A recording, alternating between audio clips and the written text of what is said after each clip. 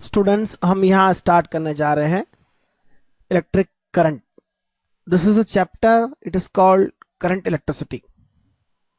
तो करंट क्या होता है? Current is basically flow of charge per unit time. Current is basically flow of charge per unit time. और इसके लिए हम बहुत सामान्य से शब्दों में लिखते हैं, that is I, that is the current, that is current, that is phloem charge divide by the time. लेकिन इससे हमारा काम नहीं होता, हमें पता होना चाहिए कि चार्ज किस किस तरह से फ्लो होता है। एक तरीका यह हुआ कि हमारा कोई इलेक्ट्रॉन या प्रोटॉन किसी एक डायरेक्शन में फ्लो हो रहा है, it is a positive charge, proton move हो रहा है। तो हम किसी पॉइंट पर अगर हम इसे देखें तो वहां से किसी क्रॉस सेक्शन या किसी पर्टिकुलर एरिया से जो नंबर ऑफ चार्ज इस तरह से पास हो रहे हैं स्पेस में, तो that is the flow of charge per unit time. Calculate करने पर हमें करंट मिलेगा।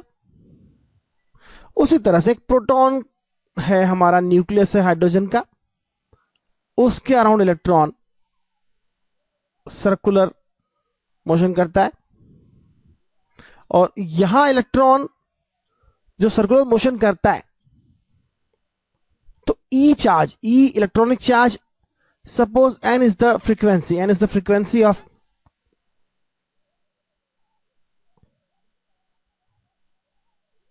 revolution around the nucleus। तो यहां पर इलेक्ट्रॉनिक चार्ज एक सेकंड में n टाइम्स मूव हो रहा है न्यूक्लियस के अराउंड। तो इस सर्कुलर पाथ पर एक करंट हो जाएगा, और उस करंट को आप देख सकते हैं कितना होगा, चार्ज पर यूनिट टाइम। एक सेकंड में कितना चार्ज फ्लो हुआ? इलेक्ट्रॉनिक चार्ज फ्लो हुआ n times, that means E into N. Per second कितना चार्ज फ्लो हो रहा है? इलेक्ट्रॉनिक चार्ज फ्लो हुआ n टाइम्स। n बार एक ही इलेक्ट्रॉन n बार घूम गया यहां से, तो हमारा करंट हो गया E इंटू एन। इसे कहीं पर हम EF भी लिखते हैं, F फ्रीक्वेंसी होता है। तो दिस इज द करंट। इसके अलावा करंट कैसा होता है? इसके अलावा करंट हम देखते हैं किसी इलेक्ट्रोलाइटिक सेल में दो इलेक्ट्रोड्स के बीच में करंट फ्लो होता है। किस तरह से करंट फ्लो होता है? आयंस जो होते हैं, सपोज OH नेगेटिव आयन हमारा यहां पर है, किसी एक डायरेक्शन में जा रहा है, पॉजिटिव चार्ज प्लेट पे जा रहा है, और सपोज H प्लस आयन हमारा नेगेटिव चार्ज प्लेट पे जा रहा है, नेगेटिव पोटेंशियल वाली प्लेट पे जा रहा है। तो क्या हो रहा है यहां पर? यहां आयंस कैरी कर रहे हैं चार्ज को। तो यहां पर भी करंट कैलकुलेशन किया जा सकता है। यह हम करंट इलेक्ट्रिसिटी में नहीं पढ़ते हैं, यह हम इलेक्ट्रोकेमिस्ट्री में पढ़ते हैं। इसके अलावा जो हमें समझना है वह हमारा एक मेटल में क्या होता है। मेटल में क्या होता है, आप देखिए। मेटल में सपोज हमारे पास एक मेटल है, यह हमारा मेटल एक पीस है। यहां पर इलेक्ट्रॉन्स होते हैं, there are large number of electrons in a metal. और मेटल में जो इलेक्ट्रॉन्स होते हैं वह रैंडमली मूव होते रहते हैं। Metal consist of gas off electrons. Metal के अंदर इलेक्ट्रॉन्स इस तरह से मूव होते हैं जैसे हमारे कमरे के अंदर गैस पार्टिकल मूव होते हैं। रैंडम मोशन होती है, किसी भी डायरेक्शन में मूव होते रहते हैं इस तरह से, और आपस में कोलाइड करते रहते हैं। यहां जो स्पीड होती है इलेक्ट्रॉन्स की, RMS स्पीड मिलेगी हमको यहां पर। तो जो RMS स्पीड होती है वह होती है 3K Boltzmann constant T temperature upon mass of the electron.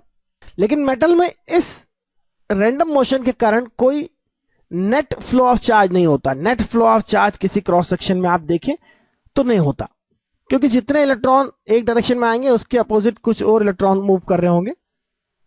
तो इस तरह से इलेक्ट्रॉन्स रैंडम मोशन करते हैं, यहां पर किसी एक डायरेक्शन में नेट फ्लो ऑफ चार्ज नहीं होता।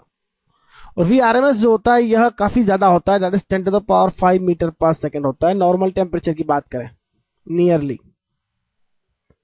तो इलेक्ट्रॉन्स किस तरह से मूव होते हैं, इन्हें हम क्या कहते हैं, मेटल में किस तरह से मूव होते हैं इसे हम देखेंगे, और करंट की और बाकी डेफिनेशंस क्या होती है देखते हैं। इलेक्ट्रिक करंट का मतलब फ्लो ऑफ चार्ज हो गया पर यूनिट टाइम।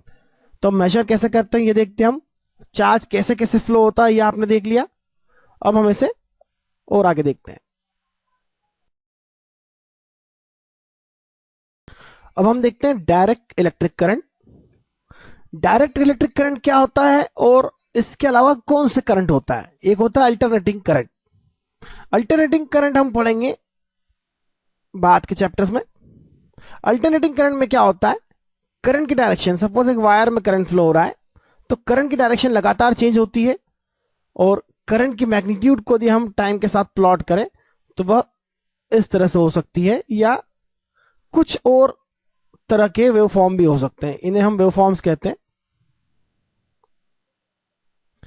तो this is alternating current. Alternating में करंट में क्या हो रहा है, डायरेक्शन ऑफ करंट चेंज हो रही है, थोड़ी देर के लिए करंट इधर फ्लो होता है, थोड़ी देर के लिए करंट इधर फ्लो होता है। करंट फ्लो क्यों होता है, करंट फ्लो होता है due to potential difference across the conductor.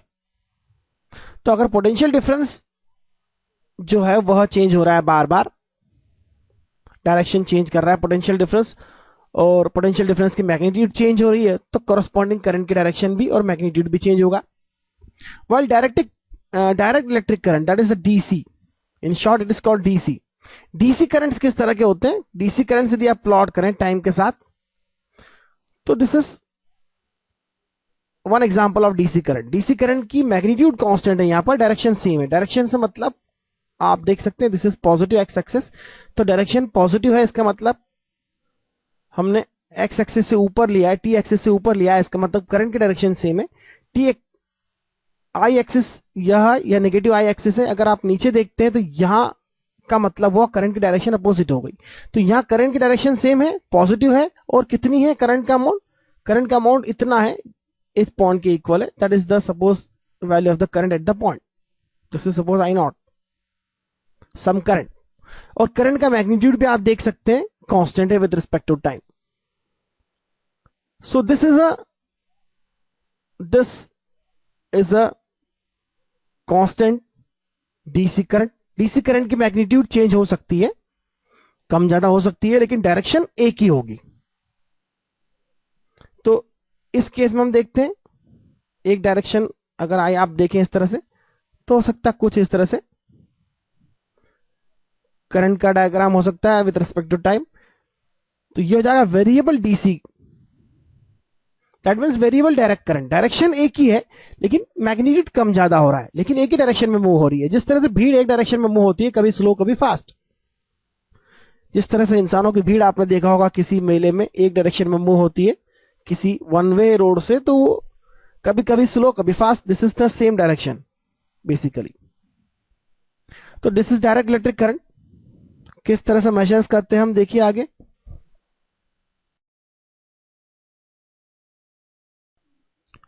A car battery is rated at 80 ampere hour. An ampere hour is a unit of ampere into hour. What is ampere? Ampere hour.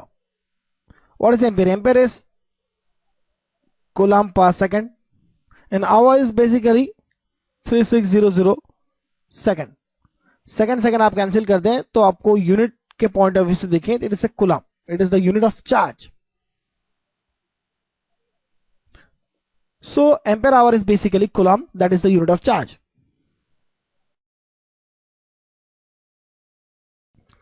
Drift velocity, drift velocity किस तरह से होती है इसे समझते हैं आप। Electrons किसी मेटल के अंदर आप देखेंगे इलेक्ट्रॉन्स ही है, और इलेक्ट्रॉन्स रैंडम मोशन करते हैं, जिगजैग रैंडम मोशन चलती रहती है, जिसकी स्पीड हमने देखी थी, रैंडम मोशन की स्पीड हमने देखी थी 10⁵ मीटर पर सेकंड। लेकिन जब हम पोटेंशियल डिफरेंस अप्लाई करते हैं, पोटेंशियल डिफरेंस किसी बैटरी की हेल्प से अप्लाई करते हैं, तो कैसे होता है। सपोज हमने यहां पर पॉजिटिव पोटेंशियल अप्लाई किया है, यहां से बैटरी की हेल्प से नेगेटिव पोटेंशियल अप्लाई किया है, तो अंदर अगर इस बैटरी की बात करें तो इस बैटरी का ईएमएफ है E is the EMF. EMF होता है वोल्ट्स में मेजर करते हैं हम। This is the potential difference across the battery when there is no current. इसके बारे में हम डिटेल में पढ़ेंगे जब बैटरी के बारे में बात करेंगे थोड़ी देर बाद। तो बैटरी का जो ईएमएफ होता है, सपोज ई है, length of conductor suppose L है, कांस्टेंट क्रॉस सेक्शन है इसका, तो अंदर एक इलेक्ट्रिक फील्ड हो जाएगी। इलेक्ट्रिक फील्ड जिसे मैं यहां कहूंगा आप इलेक्ट्रिक फील्ड, अंदर एक इलेक्ट्रिक फील्ड डेवलप होगी। This is capital epsilon basically. तो इलेक्ट्रिक फील्ड जो होगी वह EMF divide by the length होगी। लेंथ यहां पर मैंने आपको पहले ही कहा एल हो, लेकिन क्रॉस सेक्शन एरिया यूनिफॉर्म होना चाहिए यहां से यहां तक, सेम मेटल। अगर छोटा कंडक्टर की बात करें तो under this electric field electron will experience a force.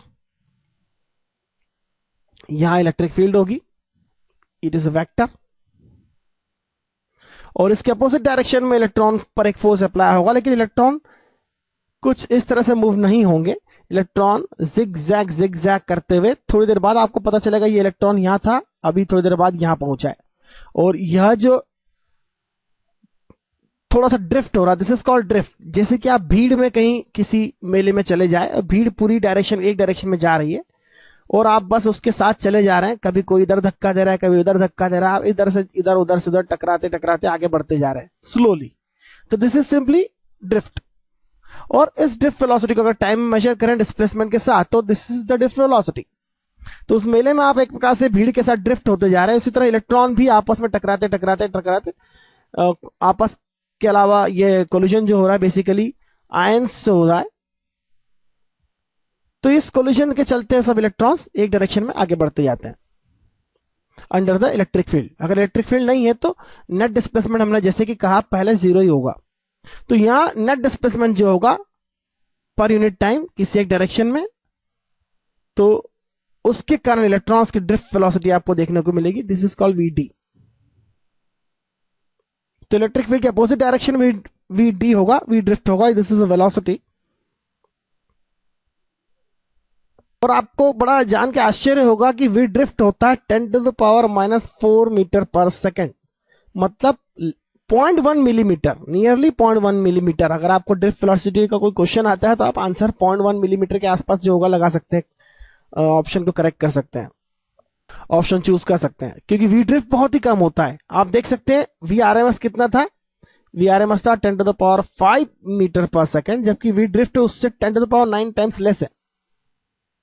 मतलब इलेक्ट्रॉन टकराता बहुत ज्यादा है लेकिन चलता है एक डायरेक्शन में बहुत कम है। आप बहुत बड़ी इलेक्ट्रिक फील्ड लगाएंगे तो भी बहुत स्लोली एक डायरेक्शन में मूव करते हैं। तो आइए देखते हैं इस ड्रिफ्ट वेलोसिटी के current there is a net flow of charge. Obviously net flow of charge हो रहा है ऑब्वियसली, क्योंकि आप इलेक्ट्रॉन ड्रिफ्ट कर रहे हैं, सब एक डायरेक्शन में जा रहे हैं। तो जैसा कि हम एनिमेशन में भी देखेंगे इसे, लेकिन इतने अच्छे से नहीं देख पाएंगे जितने अच्छे से हमने यहां पे समझा इसे। और आप देखिए इंस्टेंटेनियस करंट क्या होता है। अगर नेट फ्लो ऑफ चार्ज हो रहा है तो इंस्टेंटेनियस करंट क्या होता है। इंस्टेंटेनियस करंट आई जो होगा rate of charge of flow of charge with respect to time, this is instantaneous current. और एक टर्म होती है एवरेज करंट। एवरेज करंट मतलब flow of charge divide by time T seconds में Q charge flow हुआ। Average current इतना useful नहीं है जितना कि आरएमएस करंट होता है। हम देखेंगे आई आरएमएस क्या होता है, या आई आरएमएस हम देखेंगे अल्टरनेटिंग करंट्स में ज्यादा यूजफुल होता है। और ये जो इंस्टेंटेनियस करंट होता है उसकी हेल्प से इसे फाइंड किया जा सकता है, इंटीग्रेशन की हेल्प से। ये हम अल्टरनेटिंग करंट्स में पढ़ेंगे। आई आरएमएस बेसिकली इफेक्टिव करंट भी कहलाता है। क्यों कहलाता है इसके बारे में हम अल्टरनेटिंग करंट्स में ही बात करेंगे। लेकिन डीसी करंट तो नॉर्मली कांस्टेंट होते हैं, कांस्टेंट होते हैं तो जो एवरेज वैल्यू होती है वही आपकी इंस्टेंटेनियस वैल्यू होती है। डीसी करंट अगर कांस्टेंट है तो एवरेज वैल्यू भी वही होगी जो आपकी इंस्टेंटेनियस वैल्यू है, जैसा कि हमने देखा था कांस्टेंट डीसी करंट के केस में। तो आइए आगे देखते हैं हम। अब यहां पर हम देखना चाहते हैं relation between current, that is electric current, drift velocity and current density. हमने यूनिफॉर्म कंडक्टर लिया है और यूनिफॉर्म कंडक्टर का क्रॉस सेक्शन एरिया लेते हैं ए, यूनिफॉर्म कंडक्टर के अंदर जैसे कि हम देख रहे हैं चार्ज्ड पार्टिकल होते हैं, यहां इलेक्ट्रॉन्स चार्ज पार्टिकल है जो मूव हो रहे हैं, तो हम लिख सकते हैं यहां पर n number of electron. Electron के अलावा यदि आप इलेक्ट्रोलिटिक सॉल्यूशन लेते हैं तो वहां पर आयंस होंगे, लेकिन यहां पर नंबर ऑफ इलेक्ट्रॉन ले रहे हैं मेटल के लिए, नंबर ऑफ इलेक्ट्रॉन और से नंबर ऑफ चार्ज पार्टिकल पर यूनिट वॉल्यूम। पर यूनिट वॉल्यूम अगर n है नंबर ऑफ इलेक्ट्रॉन्स, तो क्या होता है, under the potential difference electron start moving in some direction, either left or right, according to the direction of the potential difference. This is the drift velocity. तो कितने electron cross section A को cross करेंगे पर second, कितना charge flow होगा, यह हमें calculate करना है। हमें कैलकुलेट करना है current. Current is what, charge phloem पर सेकंड। तो आप देख सकते हैं यहां से कितने चार्ज पार्टिकल फ्लो होंगे, एक सेकंड में कितना डिस्टेंस मूव होगा, आप देखिए vd। vd is what, vd is distance और से डिस्प्लेसमेंट पर सेकंड, किसी एक डायरेक्शन में जो डिस्प्लेसमेंट हो रहा है पर सेकंड। तो कितने इलेक्ट्रॉन शिफ्ट हो जाएंगे यहां से यहां तक, कितना नंबर ऑफ पार्टिकल शिफ्ट हो जाएंगे, vd इंटू एरिया। हम देखें तो एक क्रॉस सेक्शन यहां से देखते हैं, क्रॉस सेक्शन यहां देखते हैं, यह पूरा क्रॉस सेक्शन एक बार फिल हो जाएगा और एम्प्टी हो जाएगा। तो इतने क्रॉस सेक्शन एरिया में जितने पार्टिकल्स हैं, तो नंबर ऑफ चार्ज पार्टिकल जो चार्ज है इलेक्ट्रॉन है पर यूनिट वॉल्यूम जो है n है, उसे मल्टीप्लाई कर देते हैं वॉल्यूम से और मल्टीप्लाई करेंगे चार्ज ऑफ 1 इलेक्ट्रॉन से,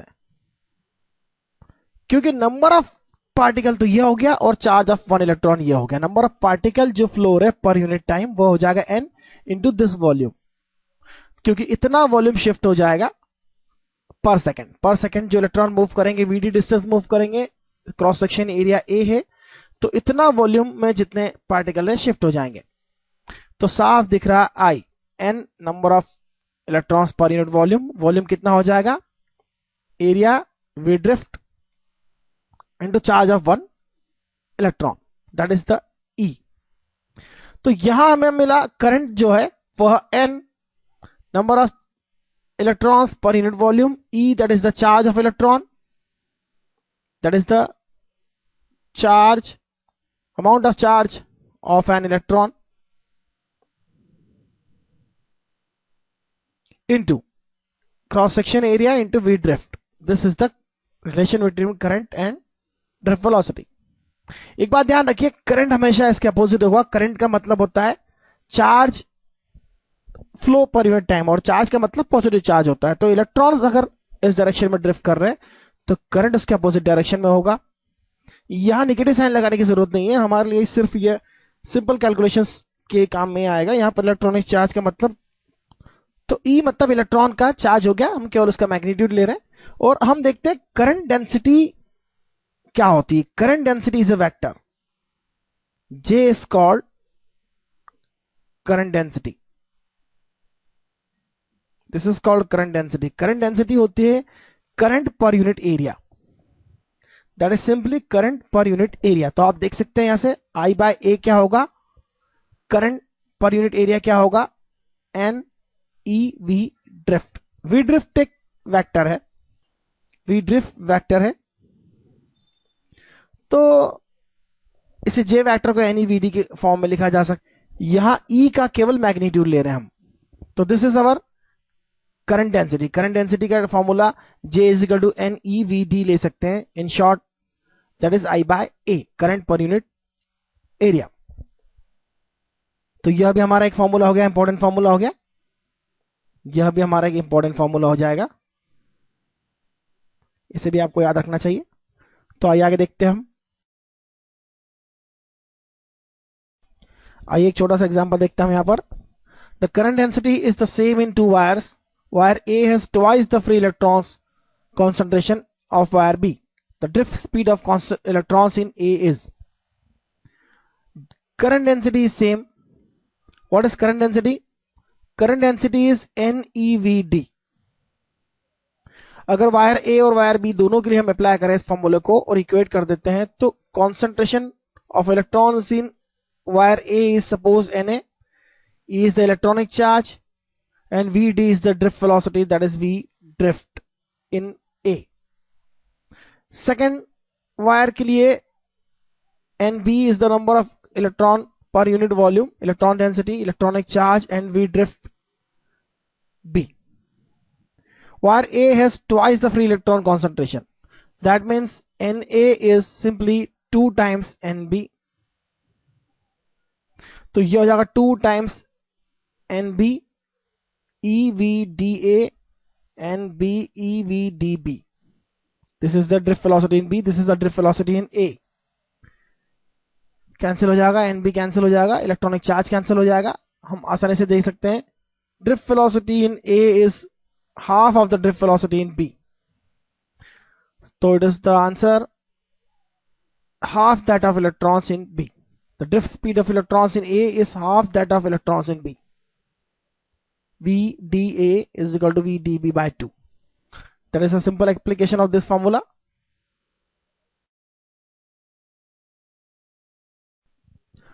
Copper contains 8.4 into 10 to the power 28 free electrons per meter cube.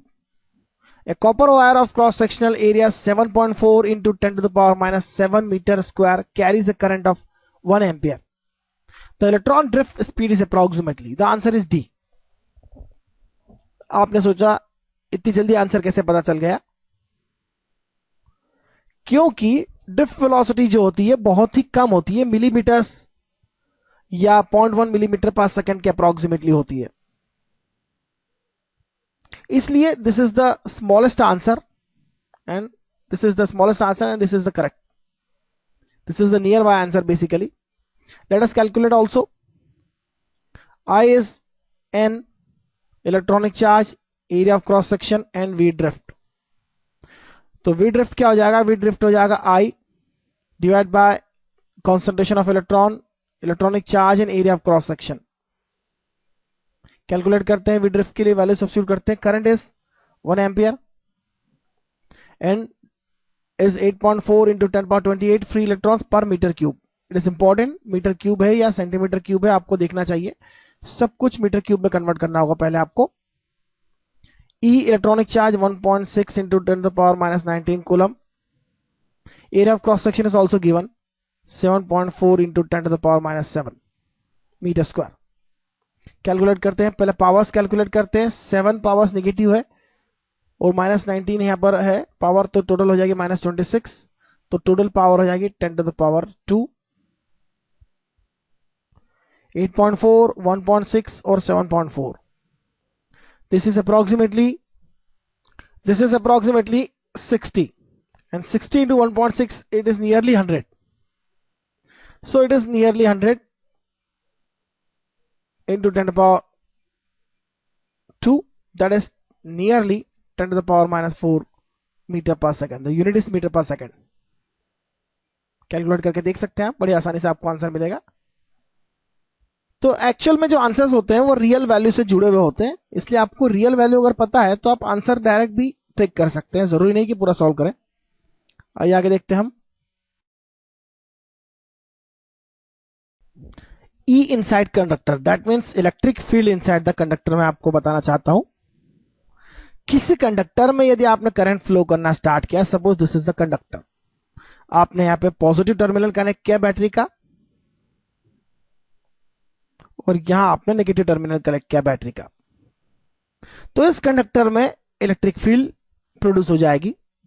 यह electric field inside the conductor होगी. सपोज कंडक्टर हमने थोड़ा मोटा लिया है और इसके अंदर आपके इलेक्ट्रॉन्स हैं, तो इलेक्ट्रॉन ड्रिफ्ट होंगे इस डायरेक्शन में. यहां इलेक्ट्रिक फील्ड होगी जिसकी लेंथ, चाहे वायर आपका गोल किया हुआ हो, कर्व हो, स्ट्रेट हो, कैसा भी हो, length of the wire important है. तो इस तरह से यह हमारा वायर जो है इसकी लेंथ L है, लेंथ ऑफ वायर कहें या लेंथ ऑफ कंडक्टर कहें। जैसा कि मैंने पहले ही कहा था, फिर से इलेक्ट्रिक फील्ड अगर हमारी यहां पर E है इनसाइड द कंडक्टर, तो V हमारा अगर बैटरी का पोटेंशियल डिफरेंस है, EMF है V वोल्ट, तो V is the potential difference that is equal to EMF of the battery. So electric field inside the conductor will be V by length of the conductor. यहां electric field बड़ी interesting है। Electric flux जो होगा आपका inside the conductor होगा, flux lines आपके inside the conductor होगी। जैसे कि हम इलेक्ट्रोस्टैटिक में पढ़ा था, वहां फ्लक्स लाइन बाहर होती है, यहां सिर्फ फ्लक्स लाइन अंदर होती है, बाहर नहीं आती है। तो यह इलेक्ट्रिक फील्ड अंदर होगी आपकी कंडक्टर के, और इस तरह से फ्लक्स लाइन मूव भी होगी।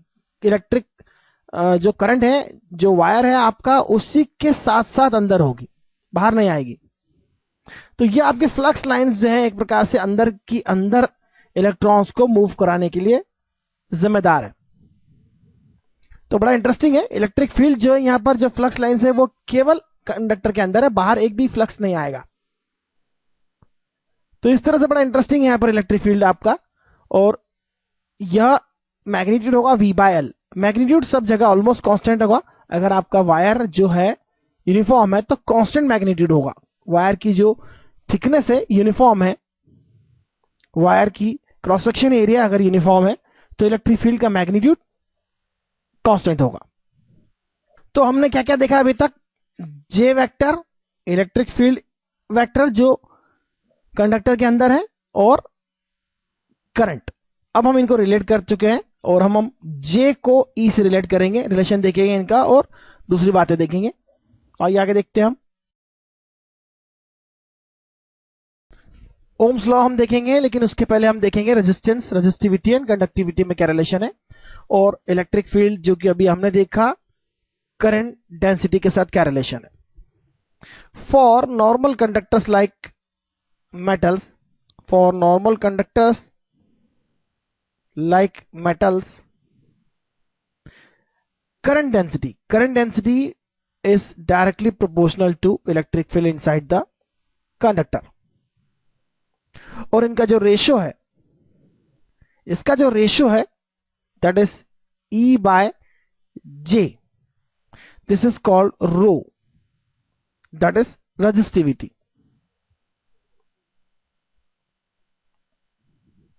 This is called resistivity. हम देखते हैं रेजिस्टिविटी आखिर होती क्यों है और क्या होती है। हमने एक मेटेलिक वायर में करंट फ्लो को देखा था, उसके बारे में फिर और अच्छे समझते हैं। इलेक्ट्रॉन्स होते हैं हमारे यहां पर। आपने इलेक्ट्रिक फील्ड अप्लाई किया by applying the potential difference across the conductor, उसके कारण इलेक्ट्रॉन ड्रिफ्ट होंगे। लेकिन इलेक्ट्रॉन्स ड्रिफ्ट होंगे, एसिलेट होंगे, और होने के बाद आयन से टकरा जाएंगे। मेटल के अंदर आयन्स होते हैं और इलेक्ट्रॉन्स का सागर होता है, दैट इज द सी, समुद्र होता है इलेक्ट्रॉन्स का। तो इलेक्ट्रॉन्स कोलिजन करेंगे आयन्स से और अपनी काइनेटिक एनर्जी लॉस कर देंगे। इसलिए कोई भी इलेक्ट्रॉन एसिलेट होकर हाई स्पीड्स एक्वायर नहीं कर पाएगा किसी एक डायरेक्शन में। तो इलेक्ट्रिक फील्ड के होने के बावजूद यहां पर हम एक लिमिटेशन देख रहे हैं इलेक्ट्रॉन की स्पीड्स में। This is the resistance. Resistance is due to metallic ions and electrons collision. तो यहां कोलिजन्स के कारण जो इलेक्ट्रॉन अपनी एनर्जी लॉस कर रहा है, यह एक रेजिस्टेंस हो रहा है उसकी मोशन में, और यही रेजिस्टिविटी है। तो जो इलेक्ट्रिक फील्ड अप्लाई करी आपने, सपोज E अप्लाई करी, और जो J करंट डेंसिटी प्रोड्यूस हुई है, उसका जो रेशियो है वह हमारा रेजिस्टिविटी है। जिसके लिए रेजिस्टेंस कम है उसके लिए कम, इलेक्ट्रिक फील्ड के लिए भी करंट डेंसिटी ज्यादा होगी।